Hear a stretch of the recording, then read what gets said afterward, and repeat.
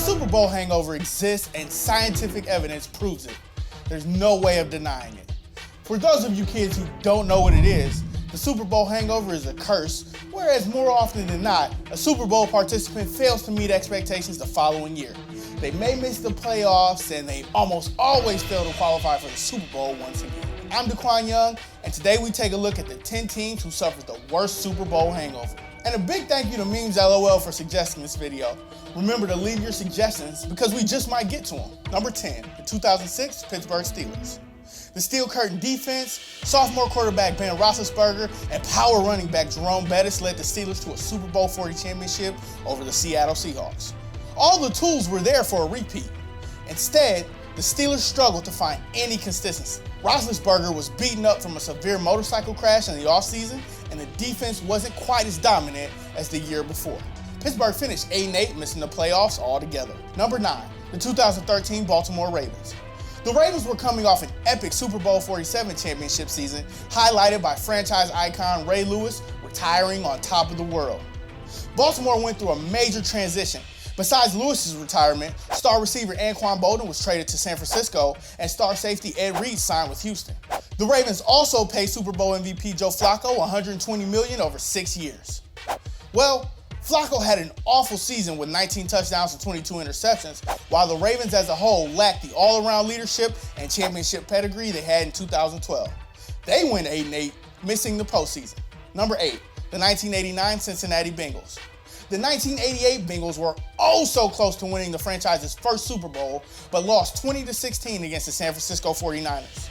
Despite owning the league's 4th highest scoring offense, all 3 of the Bengals' divisional foes racked up winning seasons, and the Bengals went 8-8 and failed to reach the postseason. Number 7, the 2007 Chicago Bears. The league's 5th best defense, along with return specialist Devin Hester, nearly guided Chicago to a Super Bowl 41 championship. But the Indianapolis Colts were too much. 2007 looked to be promising, but the Bears finished 5th last in the NFL, allowing 21.8 points per game.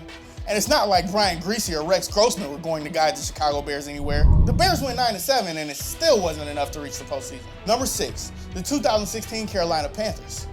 MVP Cam Newton led the Panthers to a 15-1 record and Super Bowl 50 appearance. The Panthers also own the NFL's 6th best defense, allowing just 19.3 points per game.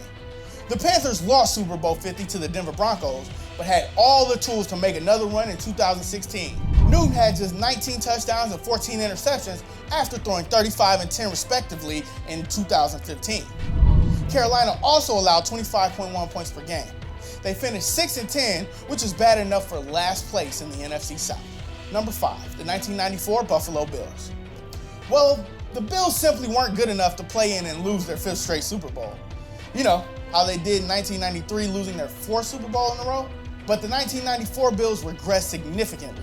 Even though Jim Kelly had a better season than 1993, the defense was among the NFL's worst, and Buffalo won just 7 games and ended their streak of Super Bowl appearances. Number 4, the 1990 Denver Broncos.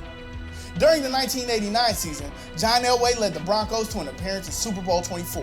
But the San Francisco 49ers manhandled them 55-10. 1990 was supposed to be the year when the Broncos won their first ever Super Bowl. Well, not exactly. Elway struggled with just 15 touchdowns and a whopping 14 interceptions. The Broncos owned the league's 6th worst defense, allowing 23.4 points per game. Denver went 5-11, finishing last in their division. They waited 8 more years to return to the Super Bowl and win it all. Number 3, the 1999 Atlanta Falcons. The 1998 Falcons reached Super Bowl 33 before falling to the Denver Broncos in the big game. They owned the league's 4th best offense and 4th best defense.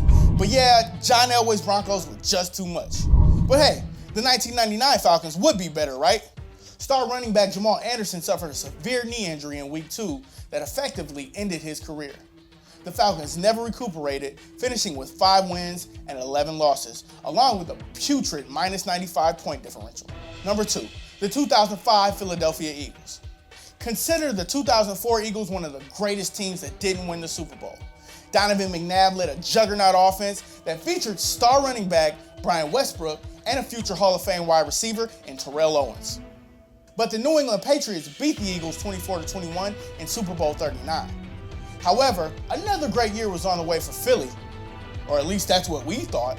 Owens clashed with team management for not celebrating his 100th career touchdown and contract disputes. He only played 7 games. McNabb got injured in Week 10 and was done for the season.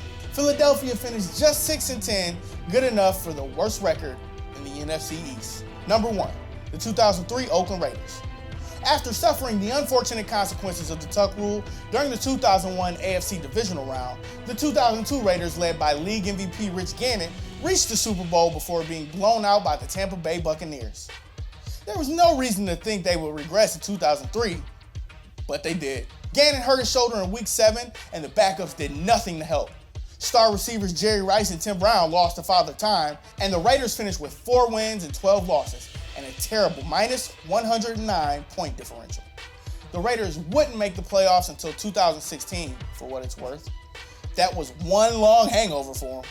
It's kind of like me on the weekends. What other team suffered badly from the Super Bowl hangover? Join us in the comments below. If you liked this video and learned a thing or two, clicking the like button helps us out a ton and we truly appreciate it. If this is your first time coming around to Total Pro Sports though, subscribing is a great idea because we put out videos like this every single day. But as always, thanks for watching and we'll see you guys next time.